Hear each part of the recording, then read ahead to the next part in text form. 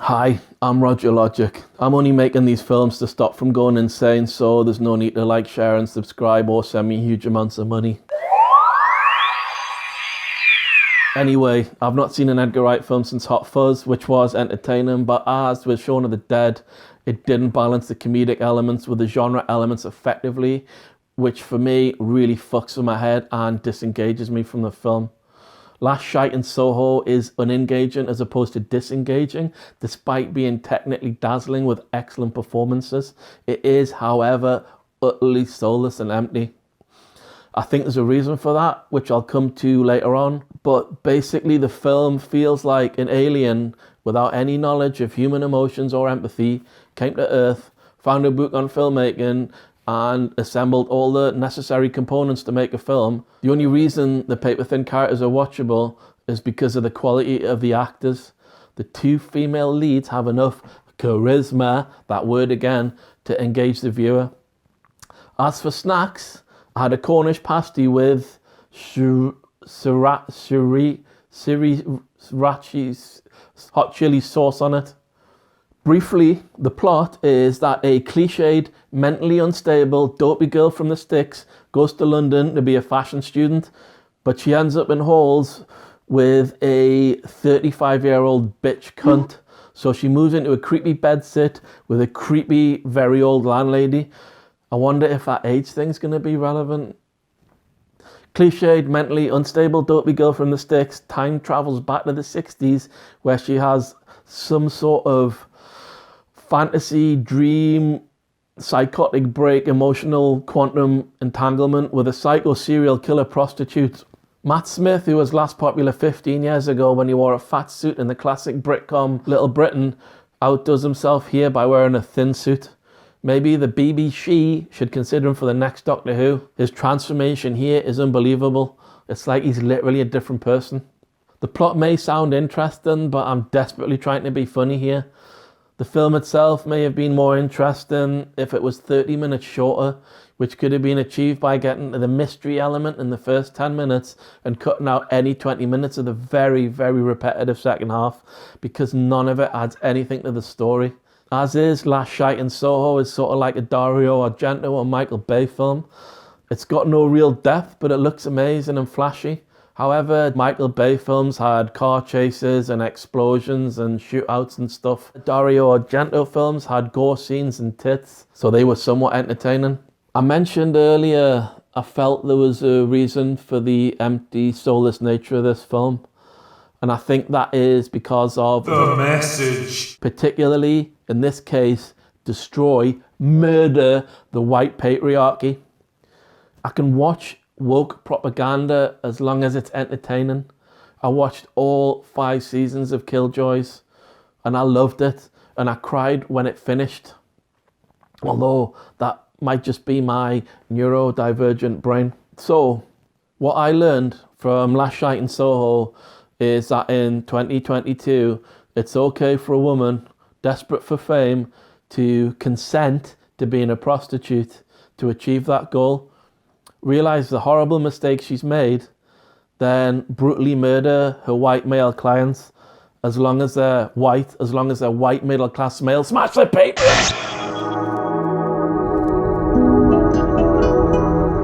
For anyone who's seen this film and thinks psycho killer prostitute is imprisoned in this lifestyle by Matt Smith from Little Britain in a thin suit, it is clearly stated and also implied several times that she has the option to walk away. So she doesn't have to kill these men. Yeah, I'm not saying what happens to her is positive, because it's clearly not, but she doesn't have to kill. She can walk away. She can go back to wherever she came from, which isn't explained at all. There's not even a hint of her backstory, but she doesn't. And at the end, her crimes are forgiven and she's allowed to die without showing any remorse or paying any sort of penalty for it. It's fucking unbelievable, and it's disgusting the level of contempt this shows for the audience. To add insult to injury, there's a deliberate misdirection to hide the obvious twist that the creepy old landlady is psycho serial killer prostitute now. Cliched, mentally unstable, dopey girl from the sticks has a vision dream thing in which Matt Smith from Little Britain in a thin suit murders psycho serial killer prostitute. Except this doesn't happen in the film's reality. And I can't get my head around how bad that writing is. We're not dealing with an unreliable narrator, even though she's cliched, mentally unstable and thick as fuck. There's no other examples of the dream vision things being different from the main reality of the film. It doesn't fit the logic of the plot.